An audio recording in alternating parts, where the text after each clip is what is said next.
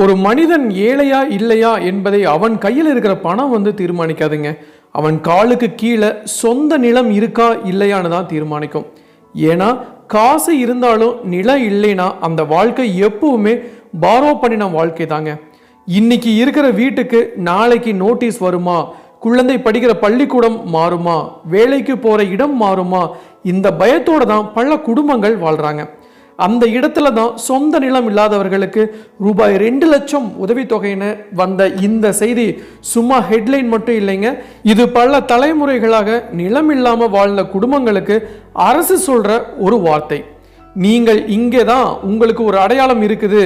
ரூபாய் 2 லட்சம் பெரிய தொகை இல்லைன்னு சில பேர் சொல்லலாம். ஆனா அந்த 2 லட்சம் இல்லைன்னா ஒரு குடும்பம் நிலம் வாங்குற முதல் படியே எடுத்து வைக்க முடியாத நிலையாயிரும். இது வீடு கட்டி கொடுக்கிற திட்டம் கிடையாதுங்க. இது பயத்தோட வாழ்ற வாழ்க்கையில இருந்து பாதுகாப்போட வாழ்ற வாழ்க்கைக்கான முதல் படி.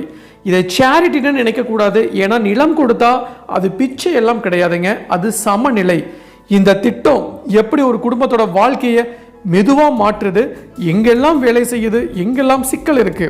தமிழ்நாடு மாதிரி பெரிய மாநிலத்தில் இது ஏன் சவாலா இருக்கு, ஆனா ஏன் முடியாதது இல்லைன்னு நாம நிதானமா பேசணும். ஏன்னா இன்றைக்கு ஒரு குடிசையில் பிறந்த குழந்தை நாளைக்கு இது எங்க நிலம்னு சொல்ற ஆரம்பிச்சா அது தாங்க உண்மையான அசுர வேக வளர்ச்சி. ஸோ சப்போஸ் இப்போதான் ஃபர்ஸ்ட் டைம் நம்ம சேனலுக்கு வரீங்க அப்படின்னா மறக்காம நம்ம சேனலை சப்ஸ்கிரைப் பண்ணிருங்க, கூட பெல் ஐகானை கிளிக் பண்ணுங்க. அப்படின்னா அது இது மாதிரி இன்ஃபர்மேட்டிவ் வீடியோ உங்களால் ரெகுலராக பார்க்க முடியும். வாங்க வீடியோக்குள்ள போகலாம். நிலம் இல்லாதவன் ஏழை இல்லை, நிலம் இல்லாதவன் பாதுகாப்பு இல்லாதவன். இதுதாங்க நிதர்சனமான உண்மை. நம்ம ஊரில் ஏழைனா யாருன்னு கேட்டால் பல பேர் பார்த்தீங்கன்னா கையில் காசு இல்லாதவனு சொல்லுவாங்க. ஆனால் உண்மையிலேயே வாழ்க்கை முழுக்க பயமோட வாழ்கிறவன் யாருன்னா சொந்த நிலம் இல்லாதவன் தாங்க. ஏன்னா இன்னைக்கு இருக்கிற காலத்தில் ஒரு குடும்பத்துக்கு நிலம் இல்லைன்னா அது நிரந்தர பாதுகாப்பே இல்லாத வாழ்க்கைங்க. கிராமத்தில் பார்த்தீங்கன்னா மோஸ்ட்டாக இது மாதிரி நிறைய பேர் இருப்பாங்க. ஸோ அதனால தான் அங்கங்கே ஒரு ஃப்ளாட் போட்டு அதில் கவர்மெண்ட் அவங்களுக்கு வீடு பண்ணி கொடுக்குறாங்க. ஸோ இன்றைக்கி இருக்கிற காலத்தில் ஒரு குடும்பத்துக்கு நிலம் இல்லைன்னா அது நிரந்தர பாதுகாப்பே இல்லாத வாழ்க்கை. ஸோ கிராமத்தில் பார்த்தீங்கன்னா புறம்போக்கு நிலத்தில் குடிசை போட்டு 30 வருஷமாக வாழ்கிற குடும்பத்தை எடுத்துக்குவாங்க. திடீர்னு ஒரு நாள் இது அரசு நிலம் காலி பண்ணுங்கன்னு நோட்டீஸ் வந்தால் அந்த குடும்பம் என்னங்க செய்யும்? அப்பா தினக்கூலி வேலைக்கு போகிறவராக இருப்பாங்க, அம்மா வீட்டு வேலை செய்கிறவங்களா இருப்பாங்க, குழந்தைகள் பள்ளிக்கூடம், ஒரே நாளில் எல்லாமே சிதறுங்க. அவங்களுடைய கனவுகள் எல்லாமே மாறும். ஸோ இதுதாங்க நிலம் இல்லாத வாழ்க்கையோட உண்மை நிலவரம். இதுவே நகரத்தில் எடுத்துக்கோங்க. வாடகை வீட்டில் இருக்கிற குடும்பம் மாதம் ரெண்ட் உயர்ந்துக்கிட்டே போகுது. வேலை போயிடுச்சுன்னா உடனே வீட்டை காலி பண்ண சொல்லுவாங்க. அட்ரஸ் ப்ரூஃப் இல்லைன்னா ration card, school admission, bank account எல்லாமே பிரச்சனை தாங்க. இந்த இடத்துல தான் சொந்த நிலம் இல்லாதவர்களுக்கு ரூபாய் 2 லட்சம் உதவித்தொகைன்னு வந்த இந்த செய்தி வெறும் ஹெட்லைன் மட்டும் இல்லைங்க. இது பல குடும்பங்களோட டெஸ்டினியை திருப்பி எழுதுகிற ஆரம்பம்னே சொல்லலாம். 2 லட்சம் போதுமான கேள்வி வரும். அதுக்கு பதில் ஸ்ட்ரைட்டாக சொல்லணும்னா இது பேலஸ் கட்ட உதவி இல்லைங்க, இது ஃபஸ்ட்டு ஸ்டெப். கிராமப்புறங்களில் இன்றைக்கும் சென்ட்டுக்கு 1.5 லட்சம் 2 லட்சத்துக்குள்ள நிலம் கிடைக்கிற இடங்கள் இருக்குது. அங்கே ஒரு குடும்பம் முதன்முறையாக ரிஜிஸ்ட்ரேஷன் பேப்பரை கையில் பிடிச்சா அந்த ஒரு பேப்பர் தான் வாழ்க்கை முழுக்க அவங்கள பாதுகாக்குங்க. ஒரு எக்ஸாம்பிள் சொல்கிறேன்னு கேளுங்க. ஒரு கம்யூனிட்டி பீப்புள், ஒரு தாழ்த்தப்பட்ட குடும்பத்திலேருந்து வந்தவங்க தலைமுறைகளாக பண்ணையார் நிலத்தில் வேலை செய்வாங்க. சொந்தம்னு சொல்ல ஒரு அடி நிலம் கூட அவங்களுக்கு இருக்காது. இந்த 2 லட்சம் உதவியால் ஒரு சின்ன பிளாட் வாங்கிட்டா நாளைக்கு அவங்க குழந்தை நான் லேண்ட்லெஸ் லேபர்னு பையன்னு சொல்ல வேண்டிய அவசியமே இல்லைங்க. இன்னொரு எக்ஸாம்பிள் சொல்லணும்னா ஒரு விடோ உமன், கணவர் இறந்துட்டாரு. ஸோ வாடகை வீட்டில் இருந்து வெளியேறிட்டாங்க. இன்று உதவி இருந்தால் ஒரு சின்ன நிலம் வாங்கி ஓட்டு வீடு போட்டு வாழ்க்கையை திரும்ப ஆரம்பிக்க முடியும். நிலம் இருந்தால் என்ன மாறும்னு நிதானமாக புரிஞ்சுக்குங்க. முதல்ல மனசு மாறும், பயம் குறையும். அடுத்தது பார்த்தீங்கன்னா அரசு திட்டங்களுக்கு எலிஜிபிலிட்டி வரும். வீடு கட்ட உதவி, குடிநீர், மின்சாரம், டாய்லெட் ஸ்கீமு எல்லாமே அந்த நிலத்தை மையமாக தாங்க வச்சு வருது. பேங்க்ல லோன் கேட்கும்போது என்ன கொலாட்ரல் இருக்குன்னு தான் கேட்டால் இதே நிலம் தான் பதில். இதே சேரிட்டியாக பார்க்கக்கூடாதுங்க. ஏன்னா பணம் கொடுத்தா 1 மாதம் ஓடும், நிலம் கொடுத்தா தலைமுறையை ஓடுங்க. அரசுக்கு இது செலவாக தெரிஞ்சாலும் உண்மையிலேயே இது பாவர்ட்டியை பிரேக் பண்ணுற இன்வெஸ்ட்மெண்ட்னே சொல்லலாம். அதே சமயம் பார்த்தீங்கன்னா ஹானஸ்டாக பேசணும்னா சவால்களும் இதுக்கு நிறையாவே இருக்குங்க. 2 லட்சம் எல்லா இடத்துலையும் போதாது. கண்டிப்பாக நகரங்களில் லேண்ட் ரேட்டு ஸ்கை ஹையாக இருக்குது. செலெக்ஷன் ப்ராசஸ் டிரான்ஸ்பரண்ட்டாக இல்லைன்னா பாலிடிக்ஸு, மிடில் மேன் ரிஸ்க் எல்லாம் வரும். ஆனால் பர்ஃபெக்ட் இல்லைன்னு சொல்லி திட்டத்தையே டிஸ்மிஸ் பண்ணக்கூடாதுங்க. ஸ்டார்ட் இல்லாமல் ப்ரோக்ரஸ் வராது.